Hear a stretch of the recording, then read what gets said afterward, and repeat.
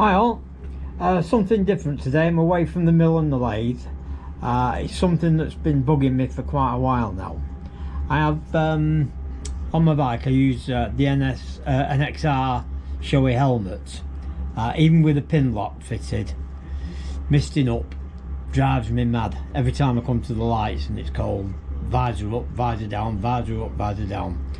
So I thought I'd look into a heated visor.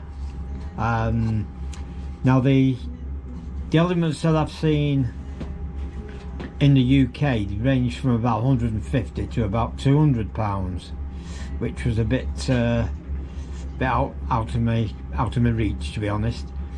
So looking on AliExpress, I've found an element for around £30. So I ordered one and it's arrived today. So first of all, we'll unbox it, have a look, see what it comes in.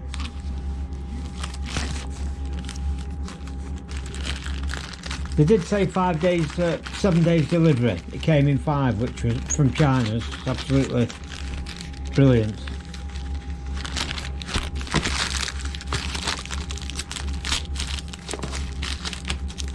Oh, it's packaged well enough by the look of it.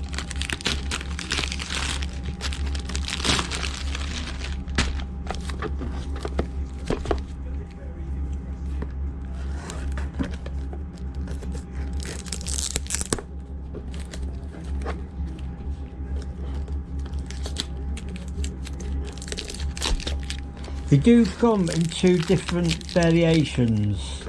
Some come with a switch and some come without a switch. There's not much difference in the price. But when I looked at the reviews, the only real negatives were with the switch.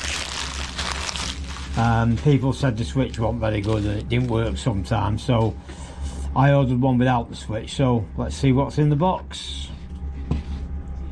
Right, well, to start with, a range of leads.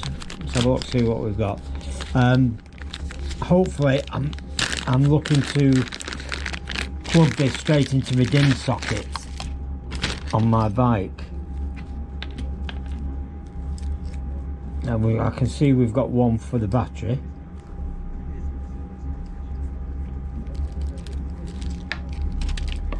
Yeah, there's just it's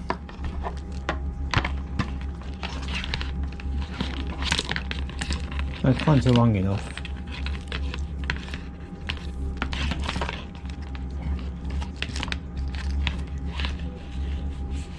Yeah, we've got one for the battery.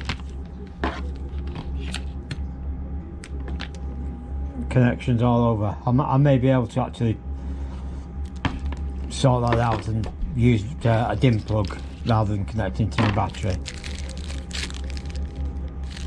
Fuses, fuse holders.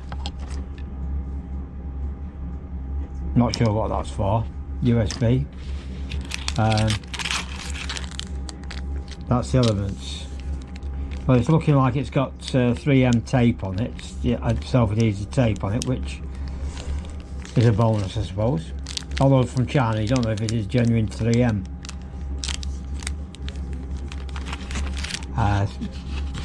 Instructions, all wrote in Chinese. Let's have a look here to see what the English version's like.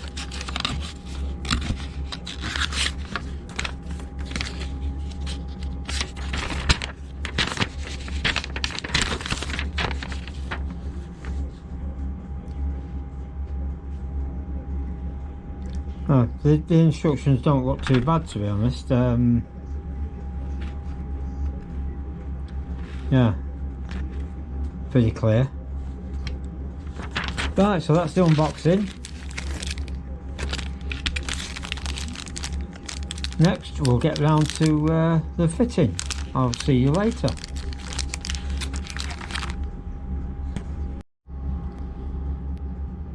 Right, fitting the insert to the visor. Remove the visor from the helmet and remove the pin lock. Give the visor a good clean, and then you need to put the visor back on the helmet before you do anything else with it.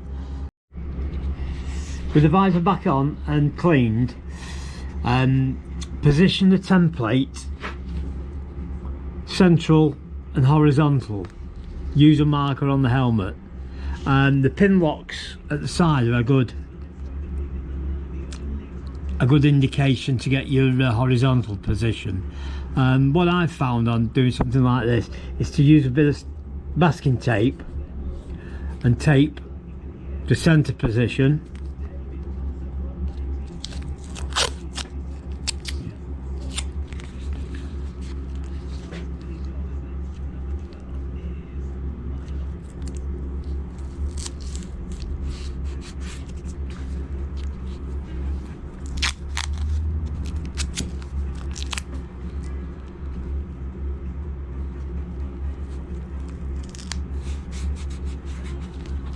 just check your horizontal position with your pin locks,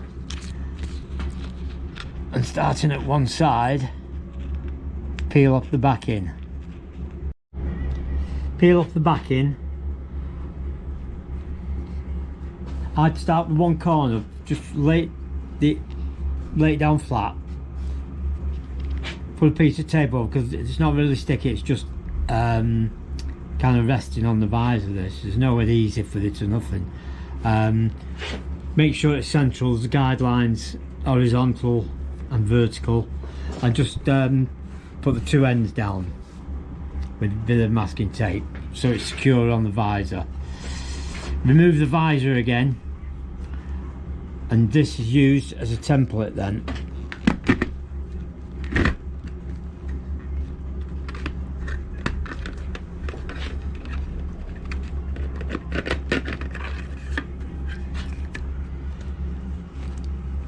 This is your template for putting the element on the inside.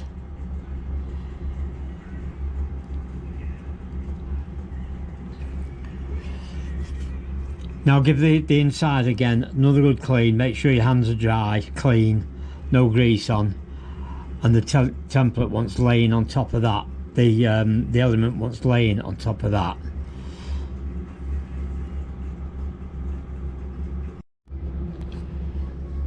Before you insert the element, before you take off the protective tape, just lay it on and check it matches the outer template. You'll find it's slightly bigger because of the curve on the inside and the curve on the outside. Once you've satisfied where you're going to lay it, peel off the adhesive cover, bend it to roughly the shape holding the edges, and lay it in starting from the center. Work out and put the connector up onto the outside. Okay, this is the heated visor actually fitted to the helmet. I've fitted one of the cable clips on the side with a little cable tie to stop it pulling on the visor. If you open your visor full, just make sure you've got enough flex on it. I say that'll stop it. That cable tie will stop it pulling on the connector. I've also put one on the other side of the helmet, so when I'm not using it, I can just clip the excess cable in the helmet, tied up. The beauty of this is it's only wired to the visor. There's no helmet connection, you know, no connections in the helmet, so I can take the visor off and put another visor on just for summer with no connections on. The footprint of the element is just slightly bigger than the pin lock that I've took out. I think the dimensions are 268 by 98, so it's actually on the instructions anyway, the sizes. There's plenty of length in the leads with a flexi bit, and you've got two types of connections. You've got the USB, and if you unplug that, that'll go into your 12 volts. The 12 volt supply, if you're using a straight 12 volt to your battery, will give you about 45 degrees heat on the visor. Plug it into the USB, it'll give you about 37 degrees. That's on 5 volts. So I've actually wired both on the bike.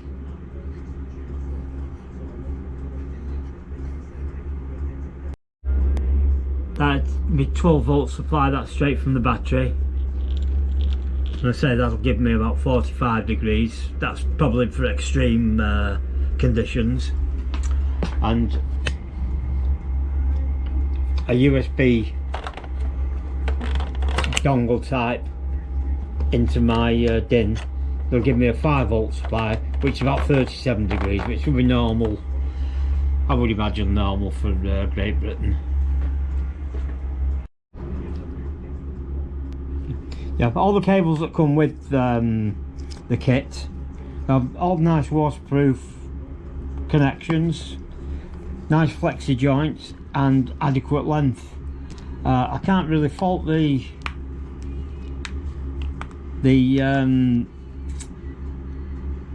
equipment that comes with it. And for £30, it seems excellent. I say it's all fitted now, and what I'll do, I'll come back in a couple of weeks when I've actually had a chance to try it and give you an honest opinion how it performs. I say I'm not, everything I've used here I actually pay for. I've got no freebies, so there's no association with anybody in that respect, so it'll be an honest opinion. But up to now, I'm well pleased with the price and the quality. Okay, I'll see you in a couple of weeks.